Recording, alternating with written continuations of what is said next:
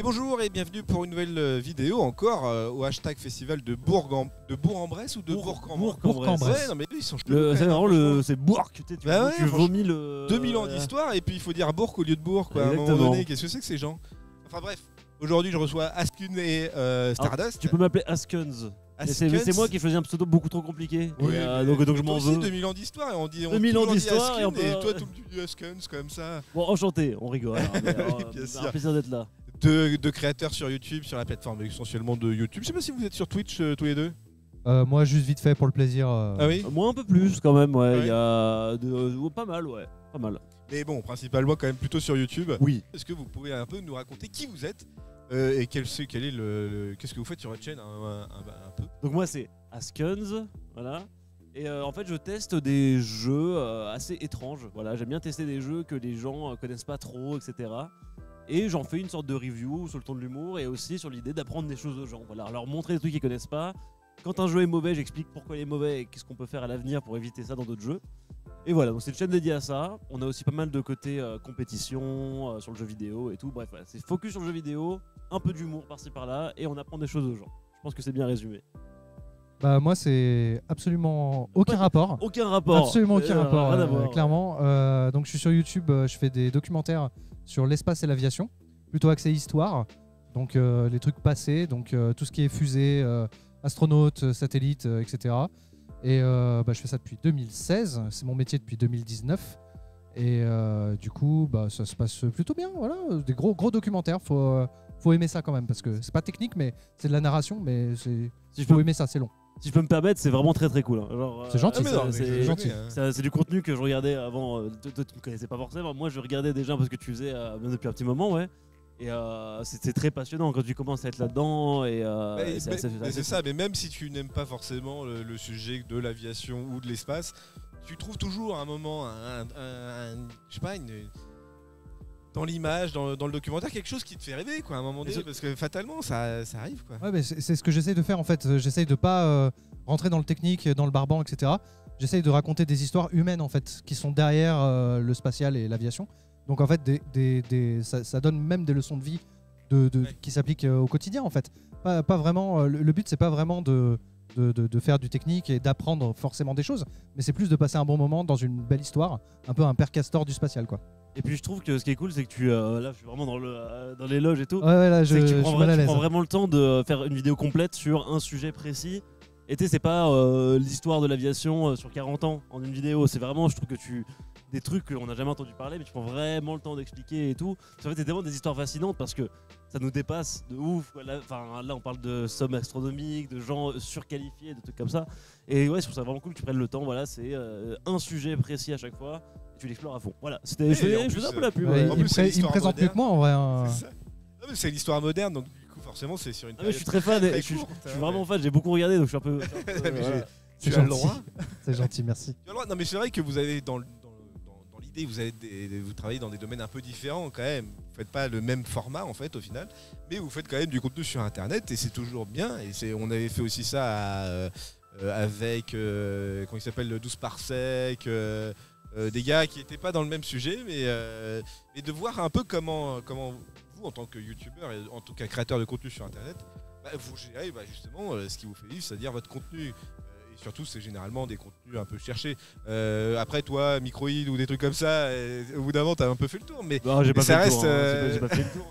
C'est Microids, pour expliquer, pour que je sois un peu inclus dans le truc, c'est une boîte qui crée des jeux. Une boîte avec qui je suis un peu en. J'appelle rivalité, le terme est fort, mais je vais beaucoup critiquer leurs jeux. C'est pas la boîte qui avait fait Fort Boyard, JDG avait fait. Ouais. Ah oui, Ok. Fort Boyard, etc. Oui, où il y avait eu toute Ils ont l'histoire quand du même les chinois sur Twitter. Je sais pas si c'est celui-là de Fort Boyard précisément. Ouais. Ils en ont fait un à l'ancienne, mais je sais plus lequel. Parce qu'il me semble c'était. qu'il avait C'est un contacté review Microïd. C'était review par le JDG, je crois. Oui, Et du coup, voilà, c'est pour restituer, c'est une boîte. On se taquine quoi. Oui, non, mais c'est On est ça. un peu sur la taquinade. C'est donnant quoi. De toute façon, c'est une boîte qui existe encore de toute façon, Microïd. Ah oui, carrément, Oui. ça marche bien. Hein. Genre, il y a vraiment un public de parents qui savent pas à quoi acheter leurs enfants, ça existe encore, et qui voient Fort Boyard, le gosse il aime bien l'émission, on y va quoi. Et le problème c'est que c'est vraiment des jeux, c'est bâclé quoi. Oui, Genre, oui. Le budget alloué est pas assez grand, Et les la développeurs quantité. sont pas hyper. Bon. Bref, mais c'est un sujet que j'aimerais aborder dans une vidéo dédiée à ça. Ouais. Tu vois. Et justement, toi, ça t'intéresserait pas de faire un contenu type documentaire comme ce que peut faire Stardust? C'est vrai que c'est une bonne idée. Un petit peu. Donc, tu es mal renseigné. Non, j'en ai fait un petit peu, notamment sur le speedrun. J'ai regardé des speedruns qui me passionnent et j'en fais des vidéos de 40 minutes sur comment c'est né, qu'est-ce qui fait que. Hein, et ça m'arrive de temps en temps. Je fais pas que ça, je fais aussi des vidéos plus humour, hein, des fois. Oui, hein. oui. Je suis du genre à varier beaucoup mon ton dans les vidéos. Je suis quelqu'un de pas très. En fait, un vrai youtubeur, techniquement, pour moi, un youtubeur un peu pro, ferait un peu toujours la même chose. Parce que comme ça, les gens sont pas perdus. Moi, je ne respecte pas trop ce principe-là et je suis un peu freestyle, quoi. Alors du coup, justement, oui, dans la création d'une vidéo, par exemple, c'est quoi votre process en gros dans la création de votre vidéo? Je suppose que pour toi, c'est peut-être un peu plus long ou c'est peut-être un processus. Je sais pas combien de temps tu mets, toi. Pas forcément. Comment pour toi? Moi, c'est 2 semaines. Du moment où je teste mon jeu, ensuite je commence à écrire, après voilà. Et toute préparation peut prendre 2 semaines, quoi. Ouais, pour combien de temps de vidéo Pour combien de temps? 10 minutes. Ouais. Mais ça dépend, et des fois ça prend 2 semaines parce que je traîne et que. Après, ça fait partie du truc aussi de laisser au cerveau le temps de. Voilà, tu galères un peu de vidéo, tu laisses tomber, tu laisses au cerveau le temps d'y penser quand tu fais autre chose et tout, et ça revient petit à petit. Mais je pense que, après tu me dis si je me trompe, qu'on a un peu, même si on ne fait pas les mêmes sujets, une base commune qui est de faire coïncider ce qui nous passionne et ce qui va intéresser les gens et trouver l'équilibre entre les deux. Et je pense que le process passe surtout par ça au début, c'est trouver le sujet et tout qui nous intéresse assez pour qu'on en parle avec passion et en même temps qui va aussi intéresser les gens, etc. Ouais, c'est ça. Et après, j'essaye aussi des fois sur certains sujets de forcer les gens, de me dire ça leur plaira peut-être pas, mais moi ça va me plaire et au moins je vais me faire plaisir, tu vois. Parce que des fois c'est un peu chaud d'être toujours contraint sur un sujet. Mais voilà, il y a un documentaire typiquement sur l'équipe de voltige de l'armée de l'air que j'ai fait qui m'a coûté 4000 € à faire. Parce que j'ai engagé des cadreurs, des opérateurs drones. Ouais. Trop bien. Et parce que je voulais me faire un plaisir, tu vois. C'est ultra déficitaire parce que la vidéo m'a rapporté 50 €. Ouais. J'ai fait 30 000 vues, grosso modo. Mais ceux qui l'ont regardé. Ont kiffé. Mais surtout moi, j'ai kiffé. Tu vois. Et je sais que ce genre de kiff, je peux pas me le faire tout le temps parce que sinon après, comment on en vit.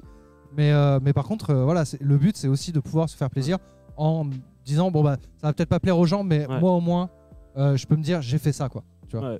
Puis même, en fait, ça va peut-être pas forcément attirer beaucoup de monde, etc. Mais je trouve, moi, le plus important, c'est de créer vraiment une communauté, un cœur, tu vois, de gens fidèles. Et c'est ce genre de projet qui marche. Si jamais tu fais que des trucs parce que ça va marcher au plus grand nombre et tout, c'est un peu plus compliqué, je trouve, de créer cette core communauté qui va te suivre peu importe ce que tu fais, etc. Bon, après, Villebrequin, il se débrouille plutôt pas mal, par exemple. Oui, mais ça fait partie. C'est des exceptions. C'est des exceptions, clairement. Et c'est pour ça qu'on peut pas trop prendre en exemple ce genre de gars qui, évidemment, sont. Enfin, c'est trop ce qu'ils font, quoi. Mais faut pas prendre. C'est un youtubeur, tu vois. C'est ça qui. C'est de parler de façon plus générale. Là. Oui, c'est ça. Qui se sont... Après, toi aussi, as sur YouTube, tu faisais aussi partie, je crois, de l'équipe Trash, non? C'est ça? Oui, à l'époque, ouais. Mais c'est ça. Donc, du coup, aussi, il y a eu ce tremplin-là. Mais bien sûr, de toute façon, il y a tout le monde a ses tremplins, ses machins, et ça fait partie du jeu, quoi. Alors, moi, je voyais vraiment ça comme un taf étudiant à l'époque, hein, et un taf étudiant très cool parce que voilà, je me ruine pas trop la santé à faire ça, quoi. Non, mais c'est ça. Et puis après, derrière, t'as pu, comment dire. Créer mon univers autour, quoi. Voilà. Garder un peu de cette communauté-là que tu as pu te faire aussi. Avec bah en fait, c'est surtout que ça m'a appris aussi plein de bases de comment communiquer sans être trop nul. Parce que je faisais des vidéos avant Trash, quoi.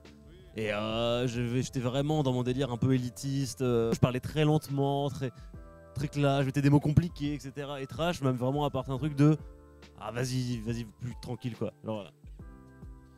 Ah mais alors du coup, vous avez pas tellement répondu à la question. Ouais, on n'a pas répondu à la question. Mais en même temps, je pense que ça varie pour chaque vidéo. Moi j'ai quand même un process assez carré, quoi. Je sais que je commence déjà par l'écriture, qui prend la majorité du temps avec la recherche documentaire. Mais c'est ça, c'est plutôt la recherche. Parce qu'il faut aller chercher des archives, c'est extrêmement long. Comment t'assures la véracité de l'info à un moment donné avec je vais à la source. Je vais à la source. Mais est-ce que tu fais corroborer un peu des sources pour t'assurer que en général, bouquin plus site officiel de la NASA. Donc j'ai une bibliothèque d'e-books, parce que sinon je serais trop large dans une armoire. J'ai une bibliothèque d'e-books techniques, enfin pas technique, mais sur le sujet spécialisé, sur un sujet très particulier. J'en ai une pelletée. En plus ça coûte cher ces bouquins-là, donc la prod coûte très cher en source. Après je corrobore avec la NASA. Et des fois je corrobore directement à la source en allant voir par exemple des astronautes en leur posant la même question. J'ai eu l'occasion, le privilège d'interviewer Charlie Duke d'Apollo 16 par exemple, qui a marché sur la Lune lors d'Apollo 16, C'est stylé. début d'année. 5000 vues l'interview. Hein. Ouais, mais on s'en fout. Vraiment. Non, mais tu vois, voilà, c'est l'équipe. Ça fait partie des kiffs dont on parlait. Je suis tout à fait d'accord. Ouais. Et du coup, voilà, ça c'est le processus de recherche, ça prend la majorité du temps. Ça peut me prendre une bonne semaine entière, on va dire. L'enregistrement, tournage en général, c'est assez court parce que je fais pas beaucoup de facecam. Je fais majoritairement de la voix off parce que c'est moins casse-couille. Quand t'es tout seul, déjà par exemple, pour faire du focus, alors que la caméra est à 3 mètres, c'est difficile de pas se louper. Donc du coup, je préfère la voix off. Ça pose aussi un truc. Puis moi, ça m'efface aussi. Parce que je suis pas très, j'aime pas trop me montrer. Donc du coup, il y a ça. Et ça, c'est rapide. Et puis après, le montage, j'essaye de faire du montage très basique. Je vais pas faire du After Effects avec des gros effets, machin. Je vais vraiment privilégier l'archive visuelle, le truc qu'on va chercher loin, qui est rare, voire même qui a jamais été entendu sur Internet. Ça m'est arrivé de trouver des trucs vraiment en creusant de fou. Et du coup, ça aussi, en tout, ça me prend quoi vraiment, là, en ce moment, je suis à temps plein 7 jours sur 7. Donc, faut dire que, ouais, grosso modo, 1 heure de vidéo, c'est quoi? C'est 5 heures de travail en écriture, enregistrement, montage. Mais tu vois, ce que tu disais, c'est intéressant. Là, c'est un peu un autre sujet, mais tu me dis, enfin voilà. C'est, tu vois, les gens qui connaissent pas trop YouTube pensent que tu vas mettre l'emphase sur le montage, la qualité du montage est hyper importante. Et c'est beaucoup plus intéressant ce que tu disais de aller chercher des bonnes archives, des bons machins. L'illustration est un vrai sujet. Et c'est pour ça que le facecam, que j'essaie de moins en moins faire, c'est un peu une solution de flemmard des fois aussi. C'est que, oui, clairement. En fait, tu clairement. montes ta tête tout le temps et tu illustres. C'est pour ça que des fois il y a du facecam chez moi, c'est quand il faut que je meuble. Ouais. Que t'as qu'il faut rien meubler, à montrer. clairement. Et c'est un exercice très difficile. Des fois, les gens se rendent pas compte de. En fait, quand tu dis quelque chose, avoir la bonne illustration qui évoque ce qu'il faut, qui ne perdra pas les gens, etc., c'est vraiment pas évident. Mais c'est surtout que tu fais aussi un travail sur lequel tu peux engager ton image aussi à un moment donné. Sur si tu annonces quelque chose, si tu montes un sujet, si tu fais. Si le montage ou si tu fais des erreurs dans ton montage ou dans ta vidéo, la rigueur, surtout dans la vulgation scientifique, on est vraiment regardé nous. Hein. Ah, ça c'est particulier. Ouais. Mais c'est pour ça que Nota Bene par exemple marche bien parce que c'est relu par un mec. C'est même écrit par des professeurs d'université, du etc. coup, lui dans sa crédibilité sur sa vidéo, il a juste en fait à jouer et à faire le montage et puis c'est finito quoi. Oui, grosso modo, oui. Mais après, quand même, ça engage son image quand le professeur d'université fait des erreurs. Oui. Ça arrive. Il y a aussi pas de consensus. Mais là, par exemple, j'avais écrit une vidéo pour Ben. C'était sur l'histoire de l'aviation. C'était il y a 1 an à peu près. Et j'avais fait 2 erreurs dans mon script qui ont été corrigées. Du coup, il y a eu un erratum. Mais le monteur lui-même avait fait une erreur. C'est-à-dire qu'il m'avait demandé pour des illustrations. Je lui avais fourni des illustrations. Mais en fait, la prononciation d'un truc a fait que Ben a dit un truc faux, qui a fait que le monteur a mis un truc faux, du coup. Et en fait, ça a fait un enchaînement d'erreurs. Donc, c'est pas parce que c'est écrit par un professeur que ça va être 0 erreur. Oui, bien sûr. Après, moi, je suis pas professeur, mais je veux dire, voilà. L'erreur est humaine, quoi. Ouais, c'est humain. Ouais. On a une fonctionnalité qui va bientôt arriver. Alors, je sais pas si je suis censé le dire, mais c'est pas grave. Où en fait, on aura comme c'était déjà le cas depuis des années sur Vimeo, la possibilité de, une fois que la vidéo est postée, de la réuploader. En gardant le même lien, la même description, le même titre, juste en rééditant, en changeant le fichier, tant que la durée est la même.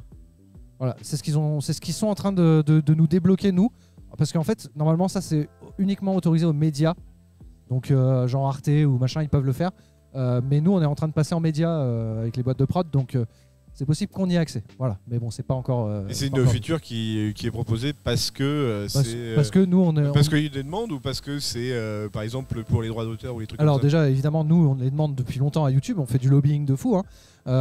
On a des festivals en France comme Frames par exemple où on fait du lobbying comme des salles pour récolter des trucs auprès de déjà des subventions auprès du CNC et autres, mais aussi améliorer notre condition de travail parce que nos conditions de travail elles sont déjà très flou au niveau de la législation. C'est pas illégal, mais c'est juste qu'il y a des flous et du coup, beaucoup d'entre nous avons des problèmes juridiques où on sait pas et donc on paye trop d'impôts ou trop de machin. Donc c'est très mal régi. On a la guilde des vidéastes qui nous aide pour ça notamment. Mais on est en contact avec YouTube, on est en contact avec les régions, on est en contact avec TikTok, avec Instagram, avec machin, pour essayer justement d'aider à notre professionnalisation et d'aider aussi avec des outils à faire en sorte que notre métier soit soit fait correctement, quoi, pour éviter par exemple les cas de harcèlement ou les cas de raid, les choses comme ça. Twitch par exemple, il y a eu pas mal d'histoires de raid, de machin. Donc voilà, le lobbying, on en fait aussi. Ça fait partie de notre travail, ce qui n'est pas forcément un travail qu'on aime forcément, mais on est obligé de le faire. Voilà. Oui.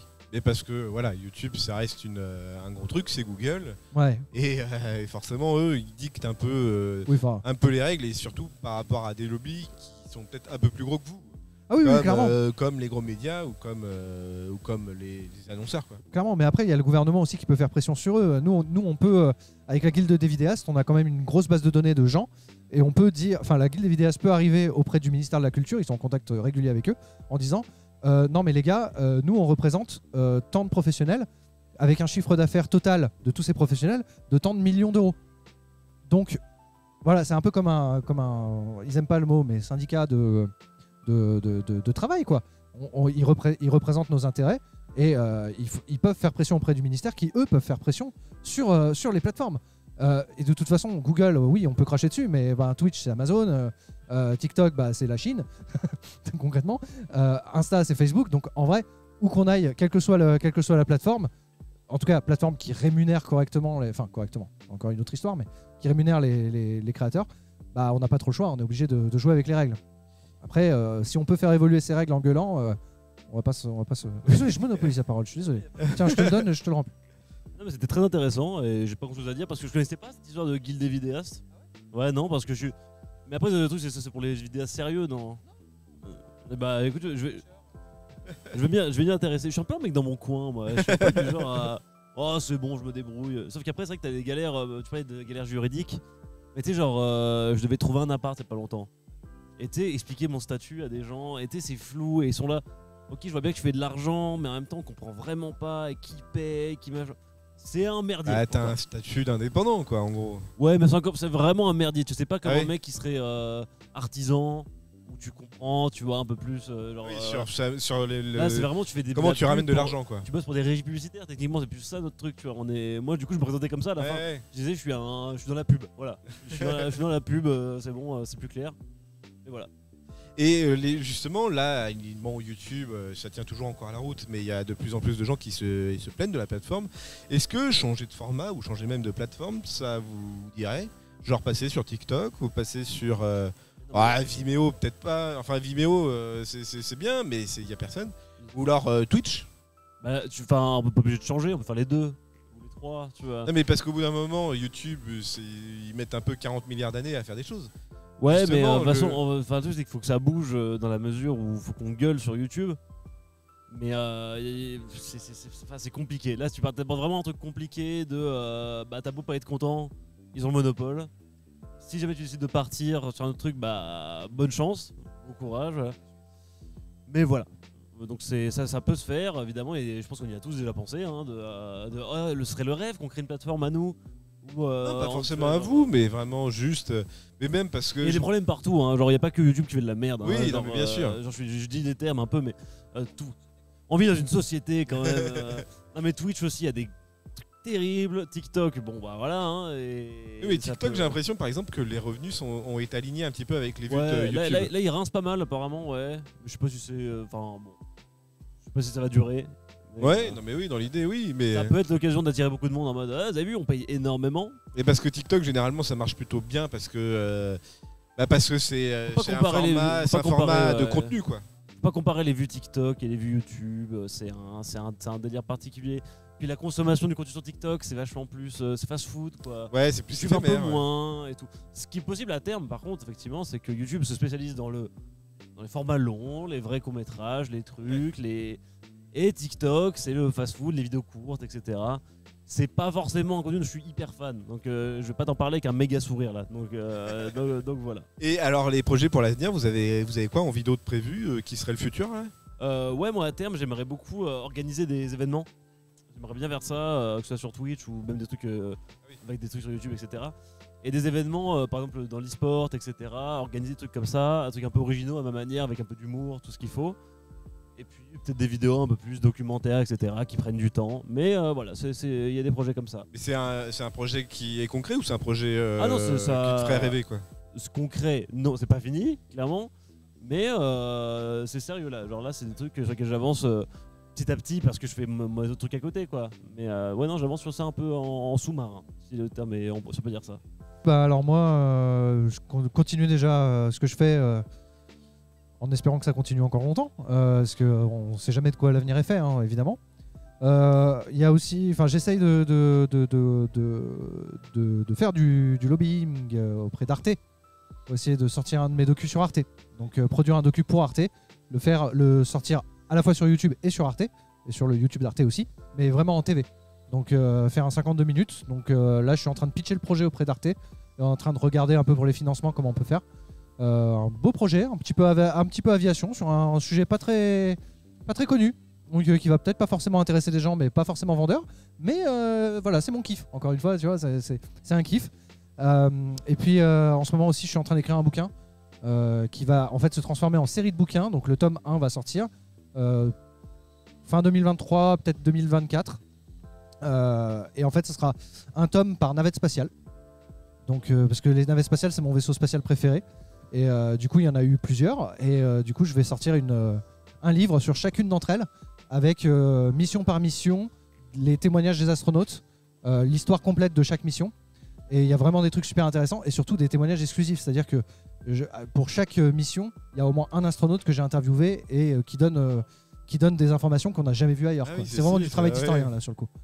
Mais oui, ça sera un livre documentaire du coup, ça sera pas une fiction. Ah non, vraiment du livre documentaire, vraiment sur l'histoire de Columbia. Ouais. Pour Columbia le premier, ensuite ce sera Challenger, etc.